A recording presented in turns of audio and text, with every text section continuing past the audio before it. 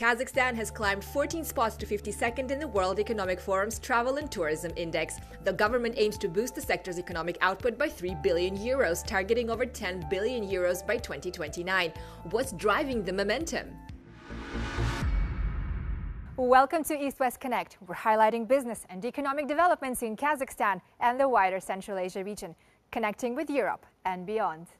To sustain the growth of tourism, Kazakhstan launched the new Nomad Visa, giving citizens of 48 countries, including 14 EU member states, a one-year stay to work remotely and travel.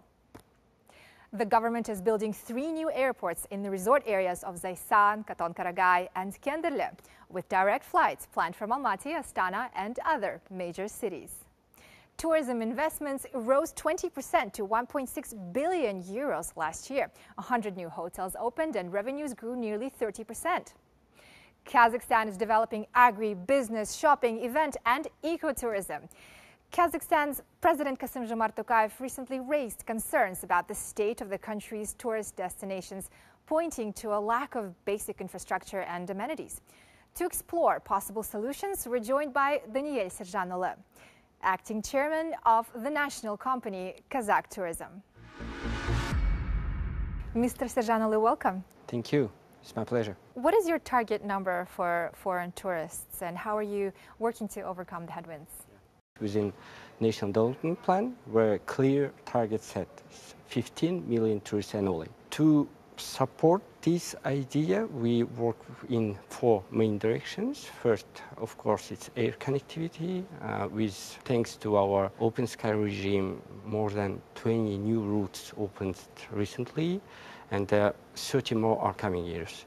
Next is visa-free regime. Maybe you know that now currently 87 countries in our visa waiver list. Third is, of course, it's a modernization of the infrastructure, both in natural and historical sites. Today, I want to share with you off the beaten track. First is Katon-Karagay National Park in the very easternmost point of our country. It's the biggest national park. The second is Baikonur Cosmodrome. It's a place from where humankind first touched the space.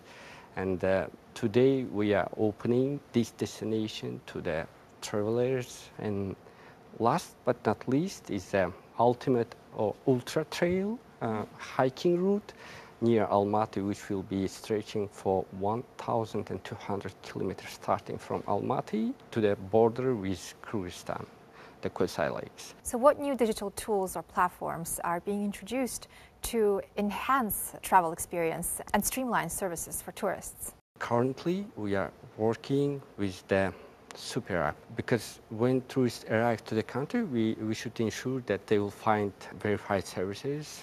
So currently, when you come to Almaty or Astana, you can just scan the QR code and get recommended services like local ride or electronic SIM cards, electronic guides, and etc. So we are now integrating all these things in one super application, which will use AI-powered assistant with these bookings and events and other offerings. Mr. Serjanoglu, thank you so much for being with us today.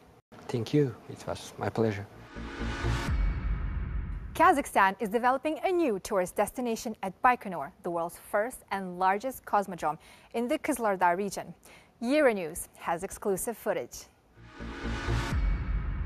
Kazakhstan has transferred oversight of Gagarin's historic launch pad, site of the first human spaceflight in 1961, to its Airspace Committee, paving the way for tourism. Russia, which leases Baikonur Cosmodrome, returned the site in June, along with more than 50 decommissioned facilities. Kazakhstan now plans to turn them into a year-round tourist hub. Сегодня исторический момент, гагаринский старт. Российская сторона передала нам, казахстанской стороне. Мы сегодня передали вот этот символический ключ компании «Инфракос», Аэрокосмического комитета, которая дальше будет развивать туризм. The tourism plan for Baikonur is set for approval by September. Authorities will start by inspecting decommissioned sites for safety, aiming to restore landmarks like Gagarin's launch pad and the Energia Buran fueling complex as part of an open-air museum. New infrastructure, hotels, glamping, visitor centers, restaurants and a children's camp will follow. With expanded lodging, Baikonur could host up to 50,000 tourists a year by 2029, a 5-fold increase from today. Мы будем развивать 4 направления космического наземного туризма. Первый – это образовательные туры. Второй продукт, он связан с культурно-познавательными турами. Третий – событийные туры. И четвертый – это приключенческие, активные виды туров. For now, rocket launches remain the main draw, with 3 already completed this year and 3 more scheduled by December. Access to Kazakhstan's remote tourist sites remains a challenge, but authorities say rail service is improving. Over the past 2 years, Kazakhstan has added 250 new railway carriages, with 226 more on the way this year. To walk us through how rail projects are boosting tourism, we're joined by Anwar Akhmedjanov, Deputy Chairman at the National Railway Company, Kazakhstan Timirzholy. Mr. Akhmedjanov, welcome. Good to have you with us. Thank you. What steps are being taken to improve rail access to some of the country's more remote tourist destinations? Well, we are adding some trains for Balkhash destination, for the lake tourists. We have some additional trains to Burabay, it's nearest location for Astana citizens.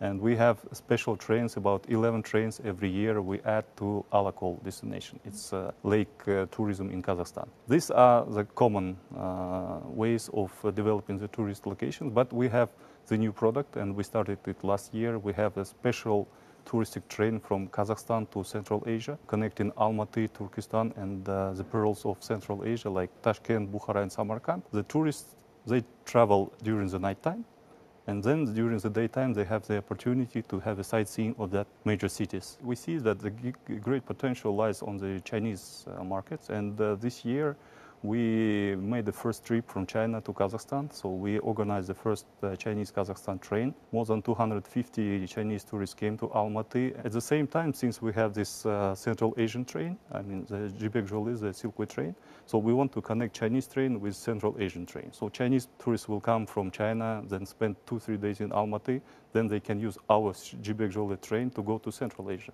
So it will connect China, Kazakhstan, and Central Asian states. What measures are being introduced to make cross-border rail travel between Kazakhstan and its neighbors more comfortable and accessible for tourists? In our trains, what we did, for example, if there is a border control, they can do it inside the train. So there is no need to go out of the train. So the border control personnel will come into the train, and during 15-20 minutes they can check all the documents and allow the tourists to enter another country. Very insightful. Thank you, Mr. Akhmedjanov, for being with us. Thank you. It was a pleasure. That's all for now. See you in the next episode of East West Connect.